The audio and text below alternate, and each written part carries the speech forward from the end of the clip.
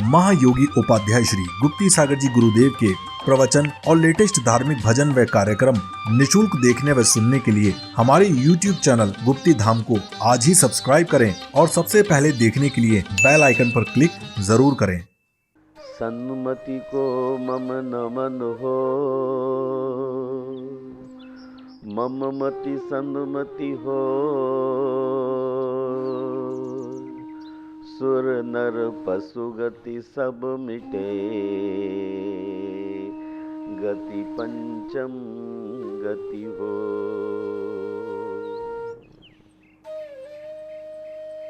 जय बोलिए तीर्थंकर महावीर भगवान की जय। संत श्रोमणी आचार्य गुरुवर श्री विद्यासागर मुनिराज की जय। जीवन की सार्थकता का मूल मंत्र फॉरगेट एंड फॉरगिव। संसार का हर प्राणी कम या अधिक एक आग से अवश्यमेव झुलस रहा है। उस आग का नाम है क्रोध, गुस्सा, नाराजगी। सभी की जीवंत ज्वलंत समस्या है, मुझे बहुत गुस्सा आता है। चाहे कोई छोटा हो या बड़ा, जवान हो या वृद्ध, अमीर हो या गरीब, ग्रस्त हो या कि सन्यासी, सभी इसके शिकंजे में हैं। सभी के क्रोध अभिव्यक्ति के ढंग भी निराले। कोई खुलकर क्रोध करता है तो कोई छिपकर, छिपा कर यह कहता हुआ कि मुझे क्रोध नहीं आता। क्रोध प्रत्यक्ष दिखता है, इसलिए लोग उसे क्रोधी कह बैठते हैं, किंतु कुछ छिपाकर क्रोध करते हैं। जैसे भोजन छोड़ देना, मुंह फुला लेना, बातचीत बंद कर देना या बात बात पर खुदक जाना, स्वयं को कमरे में कैद करके दरवाजे को पीटना, हाथ आई वस्तुओं को फेंक देना, अपने दैनिक कर्तव्यों में परिवर्तन कर देना, आदि आदि। भले वह खुलकर क्रोध न कर रहा हो और लोग उसे प्रत्यक्ष क्रोधी कहने का साहस न जुटा पा रहे हों, किंतु उसकी क्रियाएं प्रतिक्रियाएं उसके क्रोध की उपस्थिति को दर्शा ही देती हैं। महानुभाव, इस मानव मन की बड़ी विचित्र विडंबना है।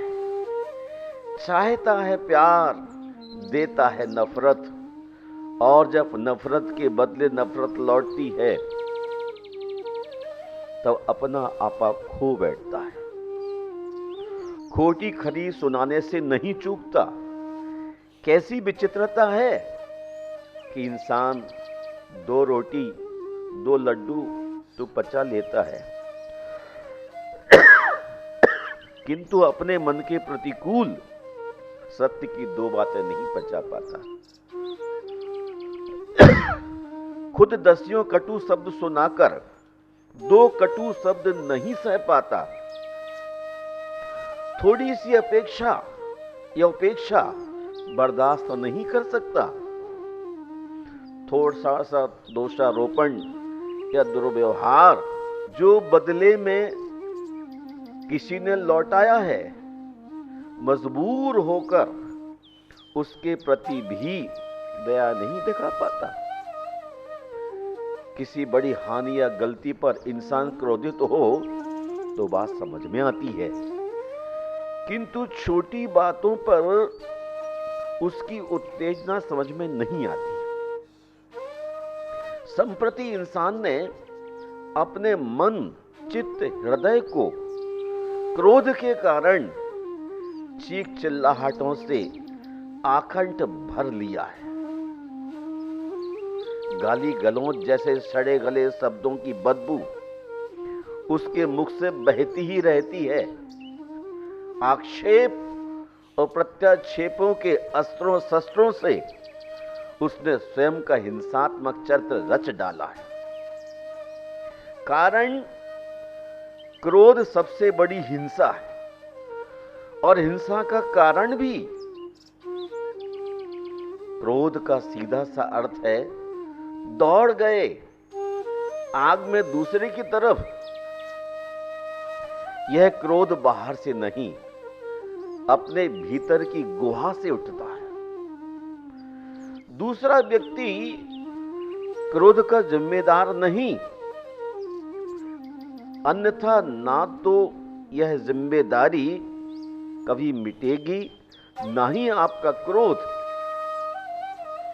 और एक अनवरत श्रृंखला में आप पिसते रहेंगे, यम दूसरे को पीसते रहेंगे। दूसरा व्यक्ति आपके क्रोध का निमित्त हो भी सकता है और नहीं भी। निमित्त तो मात्र चिंगारी का कार्य करता है। जलती तो आपके भीतर की बारूद ही है ना। बारूद ना हो तो चिंगारी क्या करेगी? आर्द्र गीले ईंधन पर गिरी चिंगारी ईंधन को नहीं जला सकती।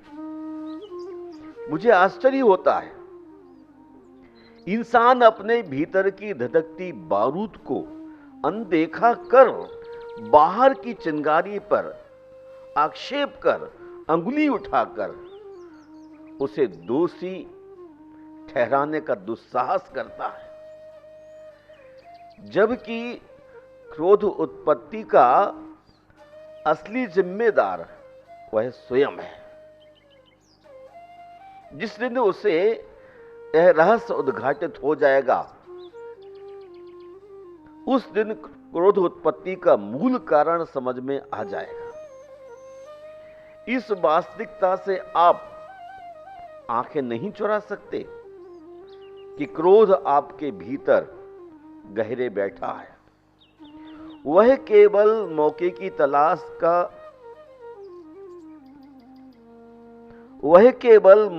तलाश पर तैनात है। ठीक बिल्कुल वैसा ही जैसे कूप का जल। रस्सी बांधकर बाल्टी को कूप में छोड़ दीजिए, ऊपर खींचिए, जल से भरी बाल्टी लौटेगी। क्या कुएं ने स्वयं बाल्टी में जल भर दिया? नहीं, कुएं में जल था, इसीलिए बाल्टी भरकर आ गई।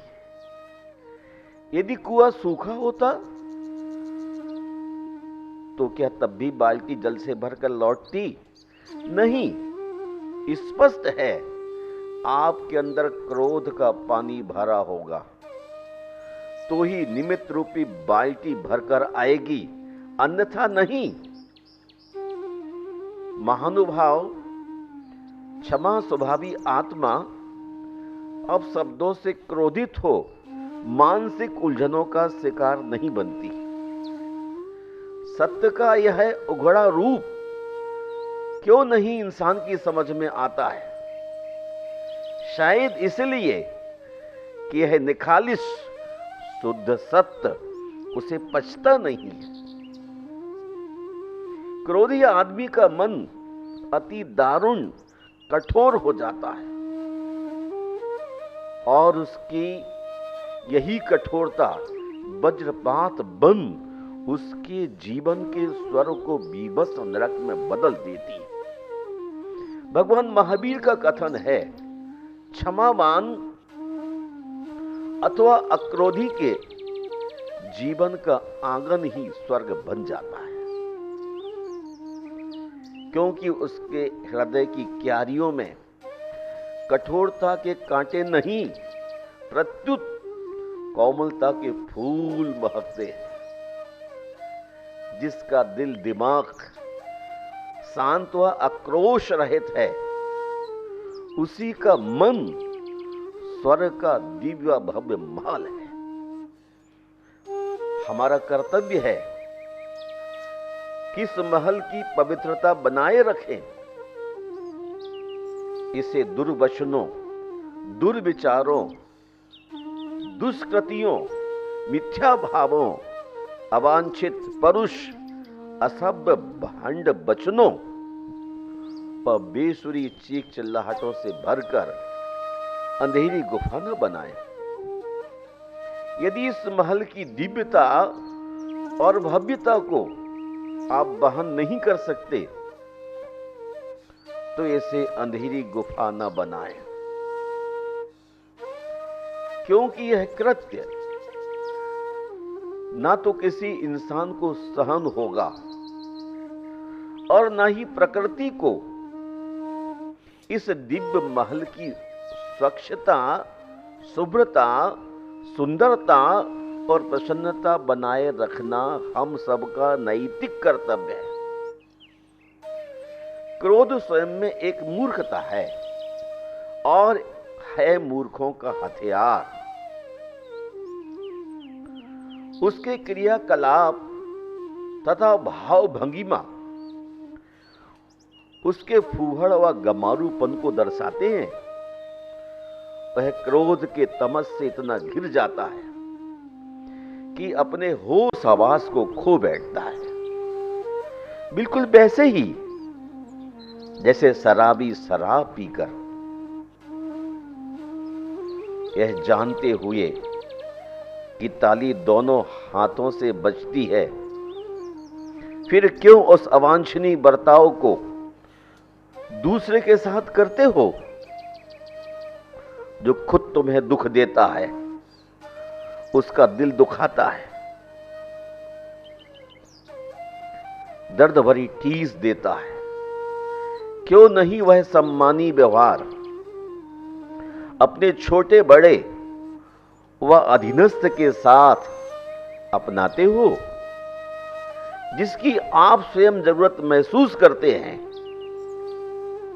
क्यों किसी को नालायक या बदतमीज कहकर बदले में गधा शब्द नहीं सुनना चाहते? महानुभाव, दूसरी बात, ताली दोनों हाथ से बजती है, इसमें आपकी इतनी निष्ठा क्यों है? क्या ताली बजाना जरूरी है? बेवकूफ शब्द के बदले नालायक कहने में तुम्हारी क्या गरिमा है? क्या अर्थ हुआ आपके बुद्धि वैभव का, आपके विवेक का? आग के बदले में आपने भी आग फेंक दी। यदि आग पर पानी डाल सकते तो कम से कम अरणियां तो मत डालिए। शांत मौन रहकर मुस्कुरा दीजिए। ताली तो तभी बजेगी जब दूसरा हाथ मिलेगा। आपकी प्रतिष्ठा इसी में है कि दूसरा हाथ ही मत बनिए।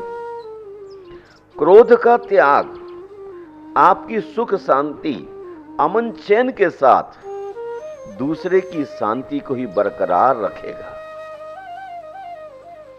दोनों को दुश्चिंता, एंजाइटी, स्ट्रेस एंड डिप्रेशन से बचाएगा। किसी में आग देखकर पानी बनने का दुस्साहस जुटा लेना सच्ची और अच्छी क्षमा है, असली क्षमा है। क्रोध तो मन का पागलपन है। Anger is the madness of the mind. क्रोध का मतलब है बुद्धि की सीमा चुक जाना और उत्तेजित होकर बुद्धू बनने के लिए तत्पर होना। क्रोध के बदले क्रोध करना भीतरी कमजोरी है, जबकि उसको पार कर जाना समझदारी है। जीवन क्षण भंगुर है। इस नश्वर जीवन में ग्रंथियां मत बांधिए, जख्मों को अंतस की गहराई में स्थान मत दीजिए, क्षमा को जीवन में अपनाइए, अंतस ग्रंथियों को खोलिए, जख्मों को भरिए और मधुर संबंधों को मजबूत कीजिए। क्षमा स्नेह सलीला है। यह ऐसी चित्त दशा है जहां क्रोध व्यर्थ हो जाता है। क्षमा ऐसा एयर कंडीशन फिटिंग है जहां क्रोध की गर्मी या हुमस का असर ही नहीं होता,